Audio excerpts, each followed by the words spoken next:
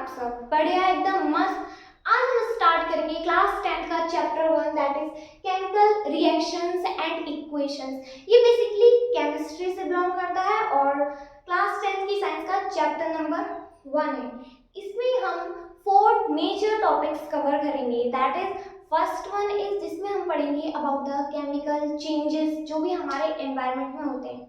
हमारे एनवायरनमेंट में 2 टाइप्स के चेंजेस होते हैं, फिजिकल और केमिकल। इस चैप्टर में हम डिटेल में जाएंगे about the chemical changes. Second जो इसका टॉपिक रहेगा वो रहेगा हमारा कि जो केमिकल चेंजेस होते हैं उन्हें जो रिप्रेजेंट करती है केमिकल रिएक्शंस और इक्वेशंस, उन्हें कैसे करके रिप्रेजेंट करते हैं, कैसे लिखते हैं। जो हमारे बुक में रिएक्शंस दी हुई होती है ना, उनके बारे में पढ़ेंगे, उन्हें कैसे कैसे बैलेंस करते हैं। Third topic will be types of reactions. Reactions 4 types की होती हैं, उनके डिटेल में उनके एग्जांपल्स के बारे में देखेंगे। The last topic is corrosion and rancidity. So let's begin with the first topic that is chemical change. तो बच्चों देखो, केमिकल चेंज क्या होता है? कोई भी ऐसा चेंज जिसमें कोई न्यू प्रोडक्ट बन रहा हो, right? If the chemical composition of a matter changes, it means a chemical change is happening. Physical change में क्या होता है? कोई न्यू चीज नहीं बनती है, राइट? जैसे कि कटिंग ऑफ वेजिटेबल्स, हमने वेजिटेबल्स कट किया, छोटे छोटे पार्ट्स में हो गई, चेंज हो रहा है, but it is a physical change, not a chemical change. Similarly melting of water में क्या होता है? Melting of ice, melting of ice में क्या होता है? आइस वाटर में कन्वर्ट हो रहा है, राइट? स्टेट भी चेंज हो रहा है, लेकिन कोई न्यू सब्सटेंस तो नहीं बन रहा ना, है तो वो वाटर ही। साथ ही साथ इंपॉर्टेंट बात ये है, केमिकल चेंज इरिवर्सिबल होते हैं। इरिवर्सिबल यानी कि वापस से वो नहीं किए जा सकते। मान लो हमने कोई चीज ए से बी बनाई, अब हम वापस बी से ए नहीं बना सकते केमिकल चेंज में, जबकि फिजिकल चेंज में बना सकते हैं। जैसे कि फिजिकल चेंज में हमने क्या एग्जांपल लिया? Physical change. फिजिकल चेंज जो है वो रिवर्सिबल होते हैं, यानी कि वापस से किए जा सकते हैं। These are reversible. जैसे कि आइस, आइस को कुछ देर बाहर रख दो तुम नॉर्मल टेम्परेचर में, वाटर बन जाएगा। फिर से रेफ्रिजरेटर में रख दो, फिर से आइस बन जाएगा। रिवर्सिबल है। लेकिन इरिवर्सिबल चेंज जैसे कि कुकिंग ऑफ फूड, मतलब केमिकल चेंज में जो आता है कुकिंग ऑफ फूड, एक बार खाना बन गया, राइट, वो कुकर में पक चुका है, अब वापस से उसकी सब्जी तो नहीं बना सकते ना। Food is already cooked, it is a chemical change. इसके और एग्जांपल्स क्या क्या होते हैं केमिकल चेंज की? एक तो हमने कुकिंग ऑफ फूड देख लिया, दूसरा इज ना डाइजेशन, खाना जो हमारी बॉडी में डाइजेस्ट होता है, this is also a chemical change. Third example of chemical change is respiration. Respiration बच्चों क्या होता है? हमने खाना तो खा लिया, ठीक है, अच्छी बात, हमने खाना खा लिया, तो अब उससे एनर्जी निकालने का काम कौन करेगा? रेस्पिरेशन का प्रोसेस, जिससे हम ऑक्सीजन की हेल्प से जो हमारा खाना है उससे एनर्जी रिलीज करते हैं, राइट? इसकी इक्वेशन भी हम आगे देखेंगे। डाइजेशन हो गया, रेस्पिरेशन हो गया, एक हो गया rusting of iron is also a chemical change. Rusting of iron, rusting of iron में क्या होता है? देखो, कुछ समय तक अगर हम आयरन को बाहर छोड़ दें ऐसे ही, तो उस पे एक ब्राउन कलर की लेयर आने लगती है, राइट? देखते हैं ना, जिसे कहते हैं जंग आ जाना, मतलब लोहा खराब होने लग जाता है। क्यों होता है? उसके ऊपर जो आयरन की लेयर है, मतलब आयरन है बेसिकली, वो एटमॉस्फेयर में प्रेजेंट मॉइस्चर एंड वाटर से रिएक्ट करके वो फेरिक ऑक्साइड बना लेता है, यानी कि आयरन की ऑक्साइड जो कि जंग होती है बेसिकली, राइट? और वो बेकार करती रहती है लोहे को, उसे डिस्ट्रॉय करती रहती है।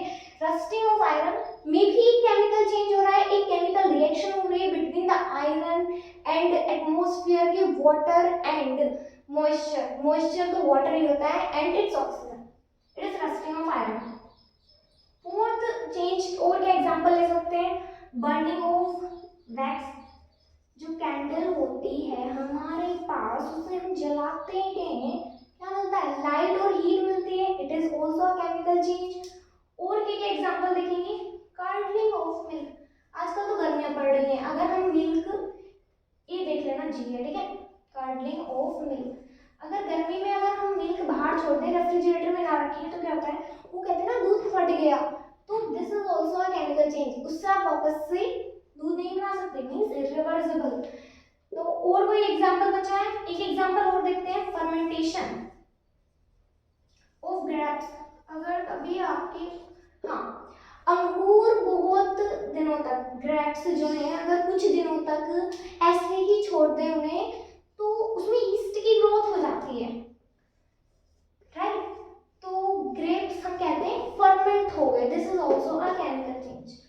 तो जो फर्स्ट पार्ट है यानी कि जिसमें केमिकल चेंजेस क्या होते हैं, ये हमने डिटेल में कंप्लीट कर लिया है। अब अगला टॉपिक हम पढ़ेंगे अबाउट द केमिकल रिएक्शंस, तो इसे जल्दी से रफ कर देते हैं। हाँ भाई, कुछ नोट वोट करना होता तो आप पहले वीडियो पॉज करके कर लेना, चाहिए बैक करके पॉज करके, you can take an screenshot that you want, okay. Second topic about the chemical equations and chemical reactions. तो एनसीईआरटी में एक एक्टिविटी दी हुई है, सबसे पहले क्या एक्टिविटी दी हुई है, वो कहता है कि मैग्नीशियम लो आप, हमने कहा ओके आप कह रहे हैं तो हम ले लेंगे, और फिर उसे ऑक्सीजन की प्रेजेंस में बर्न करो, यानी कि एयर में बर्न करो करो, हमने करा, क्या मिला, हम देखेंगे एक व्हाइट पाउडर मिलता है हमें, तो जो कि होता है किसका, मैग्नीशियम ऑक्साइड का, ई आएगा यहाँ पे, मैग्नीशियम ऑक्साइड का व्हाइट पाउडर, और हीट एंड लाइट मिलेगा, हीट प्लस लाइट, वो बर्न करेगा डैजलिंग फ्लेम के साथ। डैजलिंग फ्लेम क्या होती है, बहुत ही ब्राइट तरीके से कोई चीज जलना, बहुत तेज, आंखों में एकदम चकाचौंध सी आ जाना, तो वो मैग्नीशियम बर्न करता है विद ऑक्सीजन, और जो व्हाइट पाउडर निकलता है वो मैग्नीशियम ऑक्साइड का होता है। अब समझने वाली ये बात है कि मैग्नीशियम लेने से पहले हम उसे सैंड पेपर से रब करते हैं, क्यों करते हैं, क्योंकि मैग्नीशियम एक रिएक्टिव एलिमेंट है, एटमॉस्फेयर में प्रेजेंट ऑक्सीजन से भी रिएक्ट करके वो ऑक्साइड की लेयर बना लेता है, तो उस ऑक्साइड की लेयर को रिमूव करने के लिए हम उसे सैंड पेपर से रब करते हैं, ओके। अब दूसरी बात, दूसरी एक्टिविटी में हमने एनसीईआरटी में हमसे कहा अब एक मेटल लो, चलो जिंक ले लिया, उसे किसी एसिड से रिएक्ट कराओ, हमने सोचा चलो सल्फ्यूरिक एसिड से कराते हैं, कुछ भी ले सकते हैं आप, सल्फ्यूरिक एसिड, हाइड्रोक्लोरिक एसिड यानी कि HCl, ये लिया सल्फ्यूरिक एसिड, रिएक्शन हुई।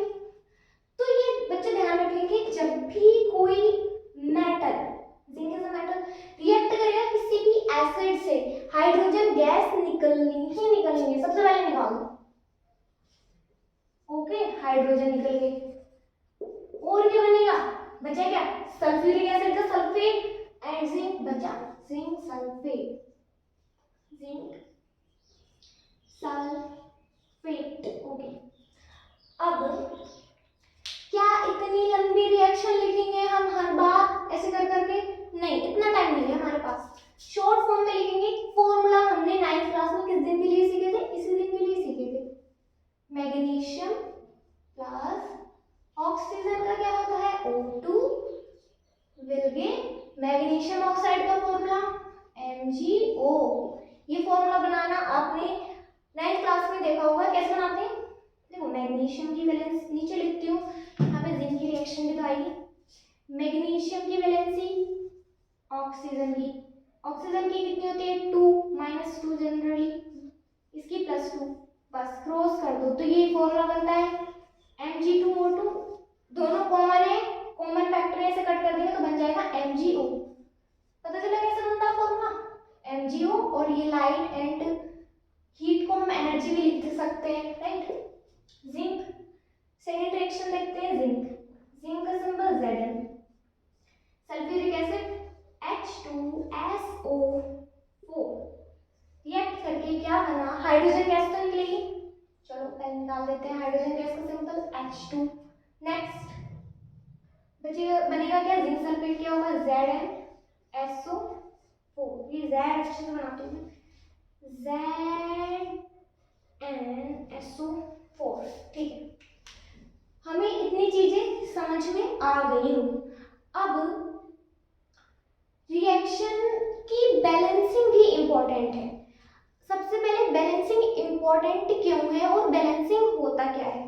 बैलेंसिंग जनरली ये होता है कि जितने एटम्स किसी एलिमेंट के रिएक्टेंट साइड में है उतने ही प्रोडक्ट साइड में होने चाहिए, यानी कि मैग्नीशियम का इधर एक है इधर एक है, सही है, बढ़िया एकदम मस्त, हमें कुछ करने की जरूरत नहीं। ऑक्सीजन का 2 है, यहाँ पे 1 है, ओ तो गड़बड़ हो गई, क्या करेंगे हम 2 करेंगे, 2 हो गए, ठीक है 2 2, अब लेकिन बेचारा मैग्नीशियम इधर 2 उधर है तो हम इधर भी 2 लगा देंगे। अब ये रिएक्शन एक बैलेंस्ड रिएक्शन हो चुकी है, राइट, जिसमें कि number of elements of each element is same on the reactant side and the product side. दूसरी देखते हैं, जिंक 1 1, हाइड्रोजन 2 2, सल्फेट यानी कि F8O4O4, ये तो ऑलरेडी बैलेंस है, हमें कुछ करने की जरूरत नहीं है। अब क्या होगा, अब और हम कुछ एग्जांपल से बैलेंसिंग देखते हैं, और एक चीज देखेंगे मजे की, क्या देखेंगे कि कैसे कैसे हम किसी रिएक्शन को ब्यूटीफुल बनाते हैं, ब्यूटीफुल इन द सेंस उसे मोर इंफॉर्मेटिव बनाते हैं, यानी कि हम रिएक्शन देख के ही पता कर लें कि और क्या क्या इस रिएक्शन के लिए जरूरी है, राइट। तो सबसे पहले हम एक बैलेंसिंग देखते हैं पहले तो,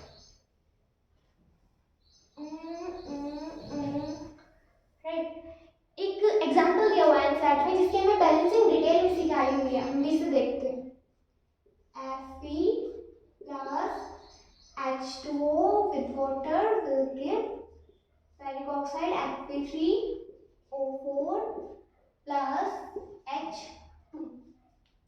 हमें किसी भी रिएक्शन को बैलेंस करना, हम अभी इस इनिशियल स्टेज में इसलिए हम डिटेल में देखते हैं, अब आगे लेक्चर में 3 4 जब लेक्चर हो जाएंगे ना, आप वो सारी रिएक्शन देख लोगे तब बैलेंसिंग आपको एकदम इजी लगने लगेगी। सबसे पहले हमें क्या करना है, जो भी रिएक्शन है उसके ऊपर डब्बे बना लेंगे, क्यों बनाने हैं अब बताऊंगी, पहले बना लो, ओके। नेक्स्ट हमें लिखना है number of atoms on reactant side, ये 3 लाइन में लिखा है, 1 लाइन में आ जाता, number of atoms on product side. Product side में देखेंगे अब हम कैसे देखेंगे, आयरन लो, क्या क्या इन्वॉल्व है इसमें, iron Fe, hydrogen H, oxygen O, very good. Number reactant side, देखो जो लेफ्ट हैंड साइड होती है किसी रिएक्शन की वो होती है रिएक्टेंट साइड, जिसमें कि होते हैं रिएक्टेंट्स।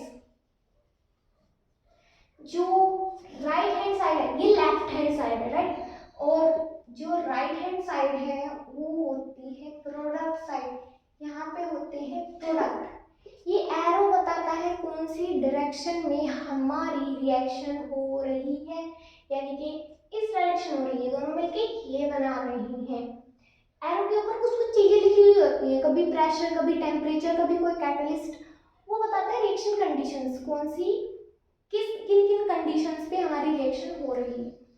तो बैलेंसिंग की बात कर रहे थे हम, आयरन 1 है रिएक्टेंट साइड पे 1, हाइड्रोजन 2 है, ऑक्सीजन भी 1 है।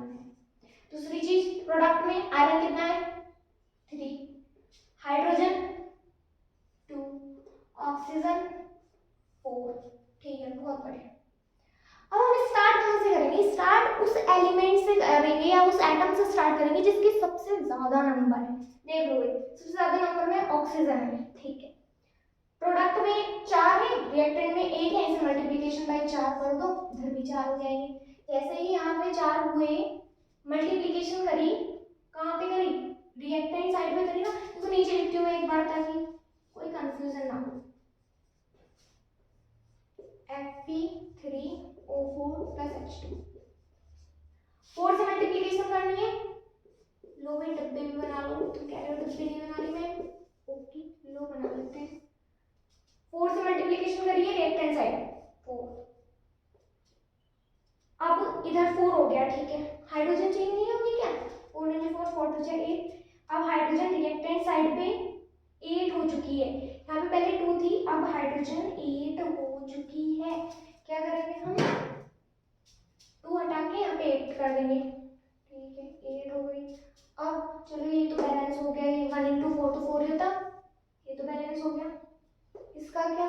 इधर 2 है, इधर 4 से मल्टीप्लिकेशन कर दो, 4 2 8, यानी कि प्रोडक्ट साइड में हमें H जहाँ पे है वहाँ पे 4 से मल्टीप्लिकेशन करनी है। ओके लॉजिक कर दी, इधर भी 8 हो गया, ठीक है। हाइड्रोजन ऑक्सीजन बैलेंस हो गए, बचा क्या? आयरन। आयरन में अब क्या करेंगे हम? इधर 1 इधर 3, रिएक्टेंट साइड में कम है, यानी कि इधर 3 से मल्टीप्लिकेशन कर दे तो हमारा काम हो जाएगा 3। अब देखो ये रिएक्शन बैलेंस हो चुकी है। डब्बे क्यों बनाए हैं? देखो यहाँ पे 4, आप सोचते हो सकता है जल्दी जल्दी में बैलेंस करने के लिए आप यहाँ पे 4 लगा देते कि भाई ऑक्सीजन यहाँ पे 4 है, यहाँ पे 4 लगा दो, काम हो जाएगा। इससे फॉर्मूला ही चेंज हो जाता, तो इसीलिए हमें जो भी कोफिशिएंट लगाना है वो बाहर लगाना है, आगे लगाना नहीं है, नहीं नीचे सबस्क्रिप्ट में लगा दो, राइट। अब एक चीज और क्या आती है, आयरन ये हो गया, ये हमारी बैलेंस्ड नहीं है, अनबैलेंस्ड इक्वेशन है, इसे हम कहते हैं स्केलेटल इक्वेशन, यानी कि अब ये ढांचा तैयार हुआ है इक्वेशन का, पूरी अच्छी रिएक्शन नहीं है। अब ये बैलेंस्ड है, तो this is a balanced reaction, balanced reaction, okay. Balanced reaction, ये स्केलेटल इक्वेशन या रिएक्शन कह लो, ठीक है। अब सबसे पहले बैलेंसिंग की, अब क्वेश्चन आएगा बैलेंसिंग की क्यों नीड पड़ी, तो मैं इसे रफ कर दूं, नीचे वाले को रफ कर देती हूँ, ओके। ये चीज समझ में आ गई होगी, नोट कर लीजिए आप, ताकि you can take screenshot. Let's rough it first of all. अब भाई इतनी मेहनत करने की जरूरत ही क्यों है, बैलेंसिंग करने की नीड ही क्यों है, व्हाई बैलेंसिंग?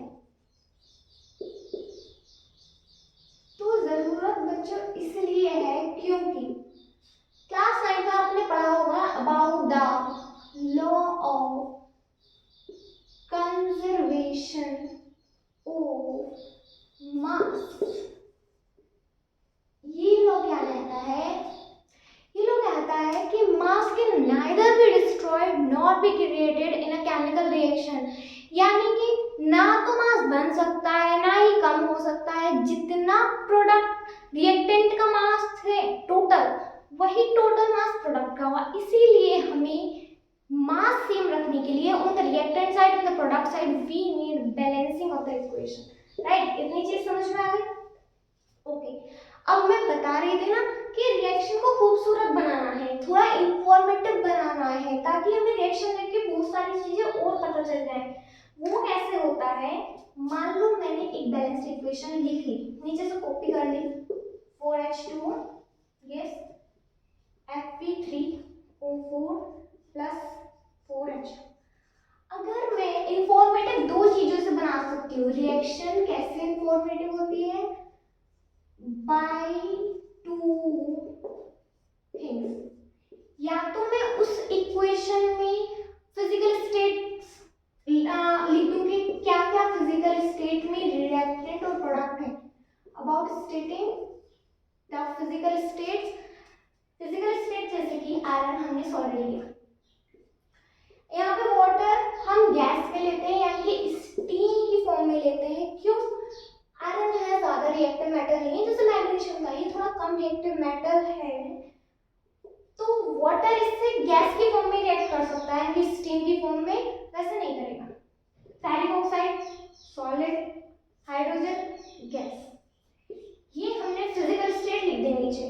तो अब ये ज्यादा इंफॉर्मेटिव लग रही है। एक चीज और आती है सॉलिड लिक्विड।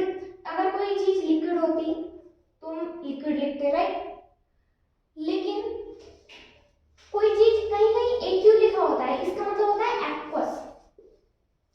एक्वस मींस अगर कोई सब्सटेंस वाटर में डिसॉल्व होके प्रेजेंट है, यानी कि वाटर में घुला हुआ है, उसके लिए हम यूज करेंगे एक्वस, राइट। आगे देखेंगे एक्वस वाली। दूसरी चीज जो इंफॉर्मेटिव बनाती है रिएक्शन को, वो होती है रिएक्शन कंडीशंस, यानी कि किन किन कंडीशंस पे रिएक्शन हो रही है। इसका एग्जांपल देखें रिएक्शन कंडीशंस का, तो नीचे वाला रफ कर देते हैं अभी। ओके, जैसे कि एग्जांपल देखो, CO, CO क्या होता है, carbon monoxide, CO2 is carbon dioxide, plus hydrogen will give CH3OH, जिसे प्यार से मिथेनॉल कहते हैं। कार्बन एक, हाइड्रोजन 2, 3 4, इधर 4 है, इधर 2 से मल्टीप्लिकेशन कर दें, 2 to the 4 4, ऑक्सीजन तो एक है ही, ठीक हो गई बात। अब पहले इसकी फिजिकल स्टेट करते हैं। CO carbon monoxide is a gas, hydrogen is also a gas, CH3OH methanol this is a liquid, ठीक है। फिजिकल स्टेट कर दी। अब आता है रिएक्शन कोऑर्डिनेट, रिएक्शन कंडीशंस। ये जो है रिएक्शन 540 atm यानी कि 540 एटमॉस्फेरिक प्रेशर, इतना प्रेशर लगाओगे तभी रिएक्शन होगी। So this is the reaction condition. इससे भी हमें और पता चल रहा है रिएक्शन के बारे में। एक और बहुत ही फेमस रिएक्शन है फोटोसिंथेसिस की, ये तो याद होनी ही होनी चाहिए। फोटोसिंथेसिस में क्या होता है, हमें पता है फोटोसिंथेसिस में क्या होता है, जो प्लांट्स हैं वो कार्बन डाइऑक्साइड और वाटर यूज करके अपना खाना बनाते हैं, यानी कि दैट इज ग्लूकोज, और साथ ही साथ रिलीज करते हैं ऑक्सीजन एंड वाटर। ये होता है in the presence of sunlight होनी चाहिए, और क्लोरोफिल जो कि प्लांट की ग्रीन लीव्स में प्रेजेंट होता है, या फिर ग्रीन पार्ट्स में भी होता है। तो CO2 plus H2O will give us, खाना क्या बनाएंगे, ग्लूकोज, C6H12O6, क्या है ये चीज, ग्लूकोज, प्लस ऑक्सीजन रिलीज होगी, प्लस H2O। इसकी बैलेंस इक्वेशन याद रखेंगे, ये बैलेंसिंग कर सकते हैं बट फिर भी जल्दी के लिए हमें एकदम बेसिकली याद होनी चाहिए। 6CO2 प्लस शुरू में 12H2O है, यहाँ पे भी 6 ऑक्सीजन रिलीज होगी O2, और यहाँ पे भी 6H2O। रिएक्शन कंडीशंस लिख देते हैं, ये होगी in the presence of sunlight and chlorophyll. CO2 aqueous form में होती है। आप कहेंगे मैम तो गैस होती है कार्बन डाइऑक्साइड, लेकिन जब प्लांट उसे अपने अंदर ले लेता है, प्लांट की सेल के अंदर साइटोप्लाज्म होता है, उसमें ये डिसॉल्व हो जाती है। तो साइटोप्लाज्म इज बेसिकली वाटर, तो ये एक्वस फॉर्म में होती है। वाटर लिक्विड की फॉर्म में होता है, ग्लूकोज भी एक्वस में, ऑक्सीजन रिलीज भी एक्वस में होती है, और वाटर लिक्विड की प्रेजेंस। तो ये सब हमने देख लिया basically basic structure of chemical reactions, ये केमिकल इक्वेशंस। सॉरी, ये 340 atm की प्रेजेंस में होता है, 580 नहीं, 340 एटमॉस्फेरिक प्रेशर, राइट। हम देखेंगे दो इंटेक्स क्वेश्चंस एनसीईआरटी में दिए हुए, जनरली बैलेंसिंग ऑफ इक्वेशंस से रिलेटेड है। क्या क्या है, एक तो है hydrogen plus chlorine gives HCl, हमें इसे बैलेंस करना। बहुत ही सिंपल है, दो हाइड्रोजन इधर दो क्लोरीन, इधर एक ही हाइड्रोजन एक ही क्लोरीन, 2 से मल्टीप्लिकेशन कर दो, balance, simple. Next equation BaCl2 barium chloride plus aluminium sulphate Al2SO4 thrice. Barium chloride aluminium sulphate से मिलकर क्या बनाएगा, barium sulphate, that is BaCl2 plus, नहीं बेरियम क्लोराइड तो ऑलरेडी है, बेरियम सल्फेट BaSO4 बासो4, नहीं बेरियम सल्फेट है ये BaSO4, और ये बनाएगा aluminium chloride that is AlCl3। Balancing देखते हैं, बैलेंसिंग में देखो इधर 2 एल्यूमिनियम उधर एक सल्फेट, देखो देखो बेसिकली हम सल्फर ऑक्सीजन को अलग अलग करके कर सकते हैं पर थोड़ा टाइम कंज्यूमिंग हो जाएगा। अगर हम SO4 दो मतलब पूरे सल्फेट को देखें तो यहाँ पे 3 सल्फेट है, SO4 में सल्फेट 3 सल्फेट, यहाँ पे एक सल्फेट, यानी कि अगर यहाँ पे 3 कर दें तो 3 सल्फेट हो गए हमारे, ठीक है। अब यहाँ पे 3 बैरियम हो गए, यहाँ पे एक ही बैरियम है, यहाँ पे 3 से मल्टीप्लिकेशन कर दें 3 बैरियम, यहाँ पे 3 बैरियम, ओके बैरियम भी हो गया, सल्फेट भी हो गया, क्लोरीन में भी 3 2 जा 6, यहाँ पे 3 है, 2 से मल्टीप्लिकेशन कर दें 3 2 जा 6 chlorine, 6 chlorine, aluminium 2 aluminium 2 aluminium, balance equation simple.